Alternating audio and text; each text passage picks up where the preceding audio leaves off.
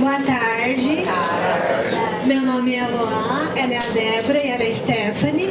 E hoje a gente vai apresentar sobre a razão áurea e a sequência de Fibonacci. Vocês já ouviram falar do número de Deus? E do número da perfeição?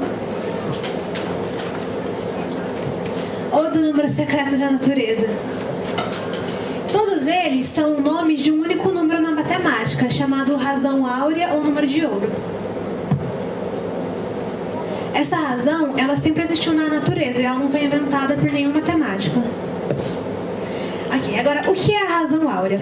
Imagine que você tem um segmento de reta e você quer dividir ele em duas partes. A parte maior sendo A e a parte menor B. Ou seja, a linha toda, o segmento todo, seria A mais B. Ok, agora imagine que você quer dividir de um jeito que a linha toda, dividida pela maior parte, dê o mesmo resultado que a maior parte da linha dividida pela menor. Ok, usamos a letra grega φ para indicar a razão. Ok, então fazendo as contas e dividindo por b ao quadrado e substituindo a sobre b por φ, temos essa equação de segundo grau, que é φ ao quadrado menos φ menos 1 igual a 0. Agora, o número φ pode ser calculado resolvendo a seguinte equação de segundo grau. E nisso, a gente acaba com duas soluções, que é 1 mais raiz de 5 sobre 2 ou 1 menos raiz de 5 sobre 2. E como esse 1 menos raiz de 5 sobre 2 é negativo, a gente descarta e fica com 1 mais raiz de 5 sobre 2. Agora, como 1 mais raiz de 5 sobre 2 é um número irracional, o que a gente tem não é um resultado exato, mas sim uma aproximação. Seria aproximadamente 1,6 ou muitos números. Bom, usamos a letra φ para simbolizar a razão áurea, porque o arquiteto e escultor grego chamado Fídias usou essa razão na construção de Paternum, que foi um templo em honra a deusa Atena, da mitologia grega. Esse templo foi construído há 5 séculos antes de Cristo e hoje está em ruína. Agora vamos perceber os retângulos dentro dessa construção de Paternum. Percebam que começa aqui do comecinho menor e o maior termina aqui. E todos os lados se encaixam perfeitamente dentro da construção. Um retângulo áureo é um retângulo de lado AB, com A maior que B, tal que a letra φ vai ser A mais B sobre A, que vai ser igual a A sobre B. Como constrói esse retângulo áureo? É o que a gente vai conseguir fazer com uma régua e o compasso. A gente começa com um quadrado de lado A. Então, aqui a gente tem um quadrado de lado A, na qual, aqui na base, a gente coloca o ponto médio M. E aí, cada parte igual vai ser A sobre 2, ou seja, o lado A dividido por 2. Aí, a gente vai pegar o compasso e colocar a ponta dele aqui no ponto M. E a gente vai fazer uma curva daqui do ponto B até o ponto E. Essa distância de B até E é a mesma distância de M até B, que é o segmento H. Aí a gente nota que o triângulo MBD é um triângulo retângulo e podemos usar o teorema de Pitágoras para achar o H. Então a gente vai ter que H ao quadrado vai ser igual a sobre 2 ao quadrado, que é a base, mais A ao quadrado, que resolvendo vai ser 5A ao quadrado dividido por 2. E mudando de lado, que do lado é uma potência, do outro é uma raiz, vai ficar H igual a A sobre 2, raiz quadrada de 5. Portanto, o retângulo será áureo, pois a razão entre seu maior lado, que é A sobre 2 mais H, e o lado menor, A, vai ser, resolvendo as contas, igual a 1 mais raiz de 5 sobre 2. Agora um pouco da história da razão áurea. Muitos matemáticos antigos se encantaram com a razão áurea. Euclides foi o primeiro a escrever sobre esse número em seu livro de geometria, Os Elementos, que foi escrito 300 anos antes de Cristo. Os egípcios também usaram a razão áurea na construção de suas pirâmides. Cientistas e artistas notaram ao longo dos anos que esse número aparece na natureza e no universo de diversas maneiras. Hoje, a razão áurea é conhecida por representar a beleza e a harmonia do universo. A razão áurea se tornou um padrão de beleza. O nosso cérebro relaciona as proporções da razão áurea com a imagem mais agradável aos nossos olhos. A razão áurea e Leonardo da Vinci. Em 1509, um matemático italiano chamado Luca Pacioli publicou um livro sobre essa razão, na qual chamou de Divina Proporzione, ou em português, Proporção Divina. Ele escolheu para ilustrar seu livro um dos pintores mais famosos da época, Leonardo da Vinci, que assim que conheceu a razão áurea e começou a usá-la nas suas obras de arte. Leonardo da Vinci era um aluno de matemática de Pacioli e foi quem chamou esse número de razão áurea. Aqui a gente tem uma das obras de Leonardo da Vinci, que é a mais conhecida, Mona Lisa, e a gente percebe que sabe aquele quadrado que a gente viu lá no começo da apresentação, naquela construção que foi feita? Então, aqui ela aparece de novo. Começa aqui nos olhos e termina bem no rosto. E se a gente continuar acrescentando os quadrados, a gente vê que pega o corpo inteiro.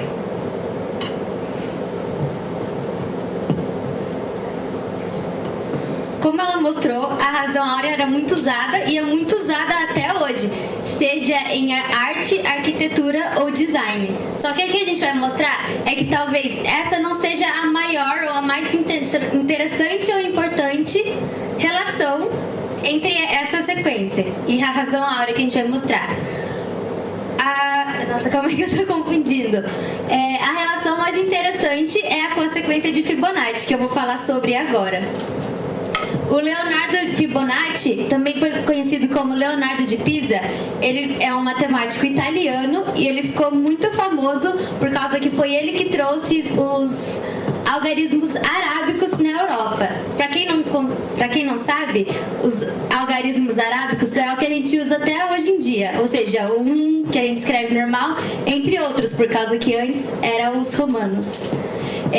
Mas ele é mais conhecido por ter descoberto essa relação que a gente tem entre os números que eu vou falar agora, que é a sequência de Fibonacci.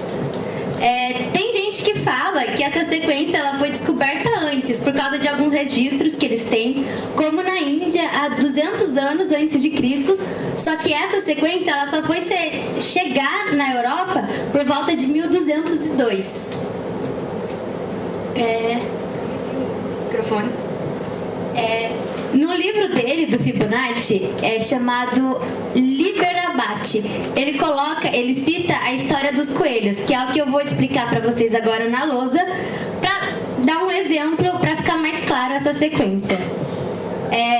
Mas vocês não podem esquecer que essa sequência ela é totalmente hipotética, ela é só uma suposição, por causa que é um exemplo bem específico para vocês entenderem. No início a gente vai ter um casal de coelhos jovens.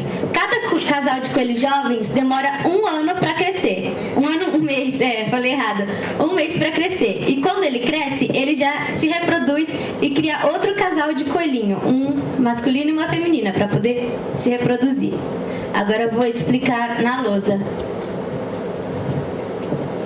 No primeiro mês, eu vou colocar o início. Eu vou fazer até o 5º mês para ficar um pouco mais claro. Tem o início.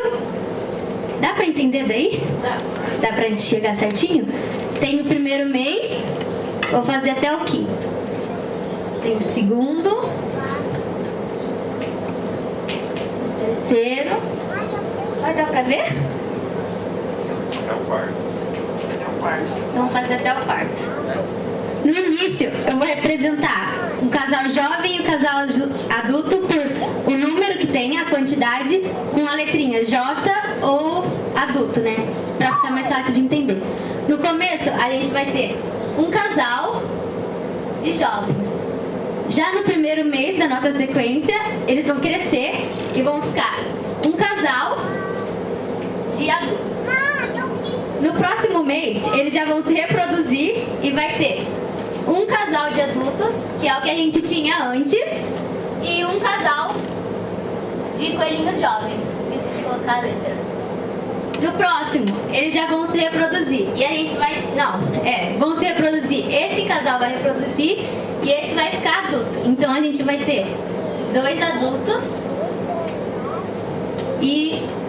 Tá certo? Tá, 2 adultos e mais um jovem.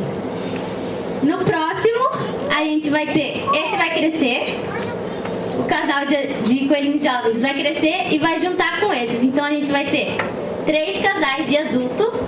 E como eles já estão adultos, esses 2 do terceiro mês, vão fazer mais outros casais de coelhinhos. Então a gente vai ter 2 jovens. E se você perceber, aqui eu tenho um casal, 2, 3 e 5.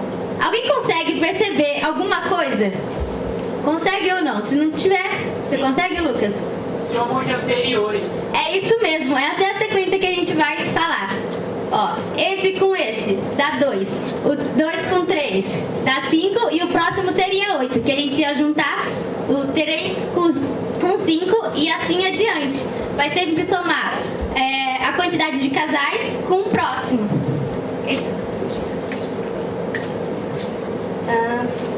Eu expliquei como já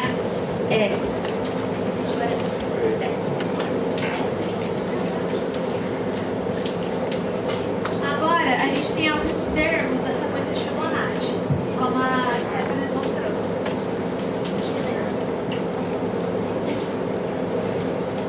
Aqui, agora, suponha que você eleve ao quadrado cada termo dessa sequência. Então, por exemplo, 2 vira 4, 3 vira 9, 5 vira 25. Tá, agora, vamos somar os quadrados dos primeiros termos da sequência. Então, aqui a gente está somando os 3 primeiros, os 4, os 5 primeiros e os 6 primeiros. Tá. Agora... Ok, agora, note que...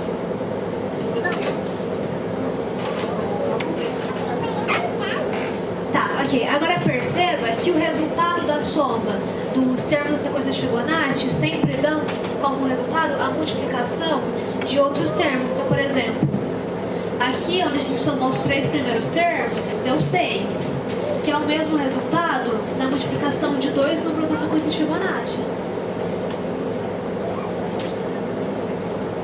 Tá, agora por quê? Qual o significado geométrico disso? Ok, tá? A gente vai dar bastante atenção para isso aqui, que é a soma dos quadrados dos termos da sequência de Fibonacci, que dá, de novo, como resultado a multiplicação de outros termos. Agora...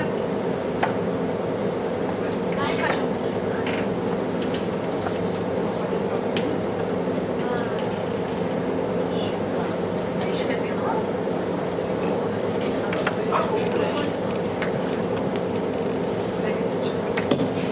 Aqui tá. Aí apareceu os quadrados,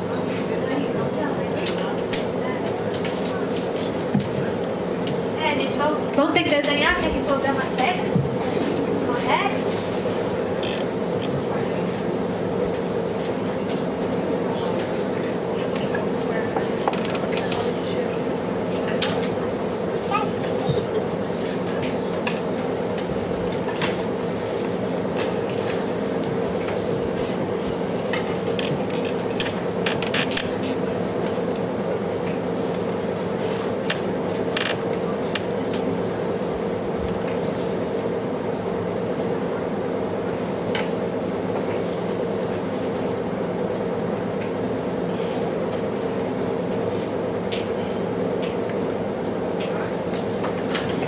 Ficou meio meia boca, mas dá pra entender, né? Ok. Agora, desenhando quadrados cuja medida dos lados são os termos da sequência de Fibonacci e os colocando lado a lado como na figura, eles se ajustam perfeitamente, porque cada termo da sequência é a soma dos 2 anteriores. Então, por exemplo, aqui, o 8, ele encaixa perfeitamente com essa parte, porque ele é a soma dos seus anteriores. Então, 5 mais 3 fica 8. Então, eles se encaixam perfeitamente. Agora, voltando, né?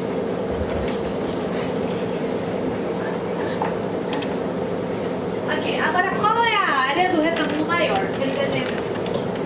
Ok. Por um lado, é a soma da área dos quadrados. Então, por exemplo, se a gente somar todos aqueles números ali dentro, os quadrados deles no caso, a gente vai ter a área. Só que por outro lado, note que o retângulo maior tem base 13 e altura 8. Então também seria 8 vezes 3.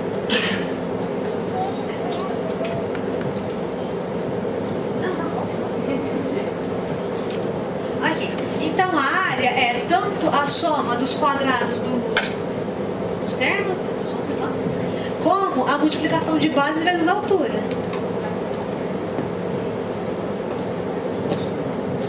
Agora a gente vai ver a sequência de Fibonacci, como ela aparece na natureza.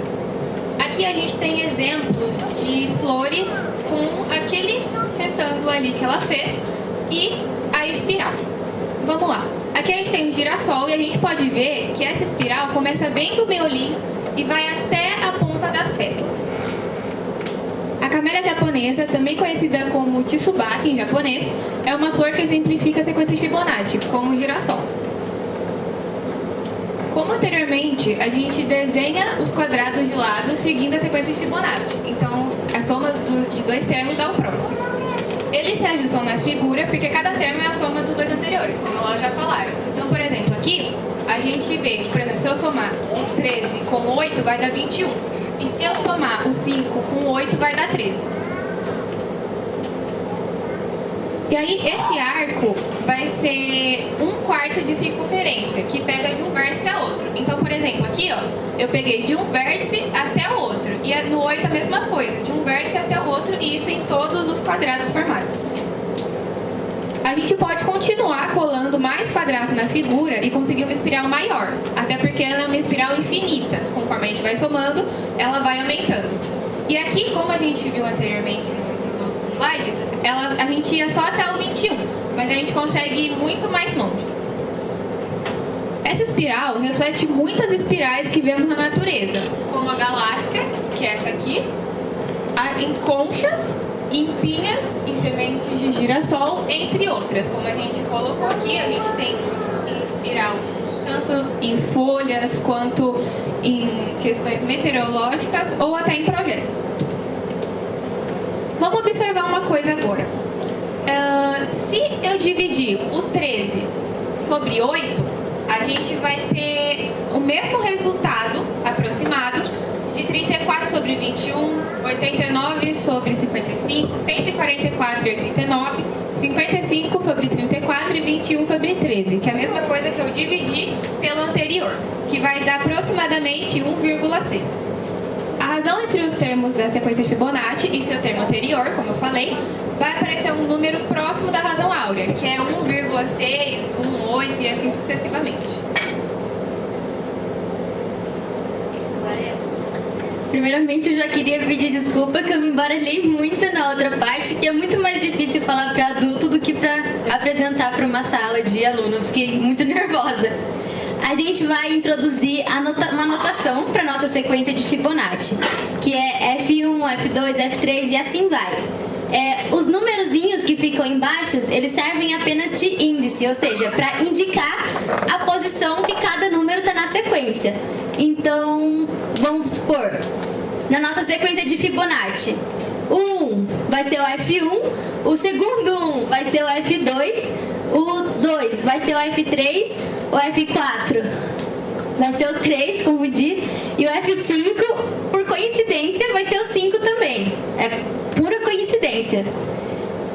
E se a gente quiser, vamos colocar na nossa sequência que o N, ou seja, o númerozinho que está embaixo, a posição que ele está, seja 50, vai ser representado por F50. Então ele vai estar na 50ª, vai ser o 50º termo, ou seja, o 50º número da nossa sequência. A gente pode escrever essa lei, uma leizinha de formação, como Fn mais 2 é igual a Fn mais Fn mais 1. Então, eu vou dar um exemplo para isso ficar bem mais fácil de entender, porque é meio feio de olhar, né? Vamos supor que o N, o númerozinho que está ali embaixo, é 6. Então, a gente tem que Fn mais 2, ou seja, F8, o número que está na 8ª posição, é igual a Fn, nosso N é 6, então é igual a F6 mais F6 mais 1, ou seja, F7. Resumindo isso, o número que está na 8ª posição é igual, é a mesma coisa aqui, a soma do número que está na 6ª mais o número que está na 7ª posição. Se a gente dividir essa equaçãozinha que a gente tem por Fn mais 1, a gente vai ter isso aqui, que, ou seja, é Fn mais 2, você divide por Fn mais 1 e vai ficar na fraçãozinha o Fn dividido por Fn mais 1, e como Fn dividido por Fn mais 1 dividido por Fn mais 1 é o mesmo número, né? Dá 1. Aqui. A gente dividiu aquela equaçãozinha por Fn mais 1 e deu nisso. Que é a mesma coisa, é só escrita de forma diferente que isso. Se não deu para entender direito, você tem que lembrar que para você dividir uma fração, você multiplica cruzado o denominador. Que aí dá isso aqui. É a mesma coisa, é a mesma conta, só que escrita de uma forma diferente. Então vamos lembrar que a razão entre um termo da nossa sequência, então, ou seja, a divisão entre o número da nossa sequência e o seu número anterior, por exemplo, o F8 e o F7, é sempre a um próximo número da razão áurea, que é aquele número que tinha explicado. Acho que foi a Débora que falou, não? Foi?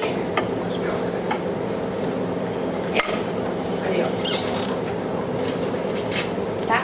Eita, perdão, gente, tá saindo estourado coisa aqui, é que eu não sei usar no microfone.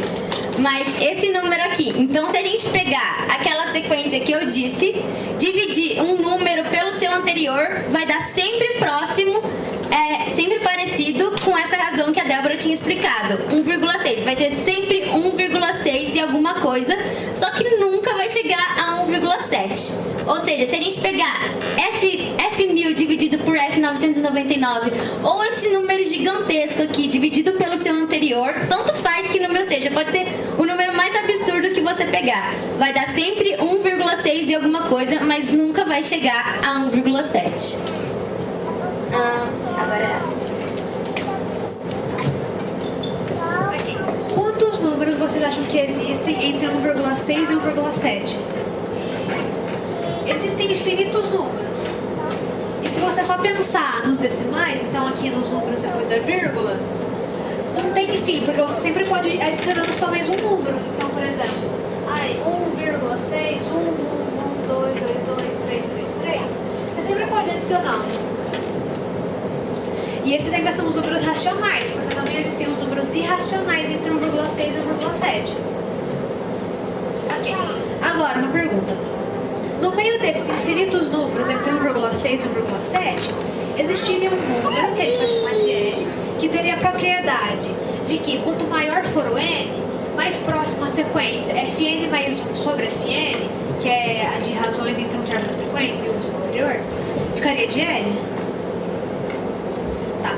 É possível, usando a matemática avançada, mostrar que esse número existe. Então, o que é esse número? Ok. Lembrando que a gente tem essa equação.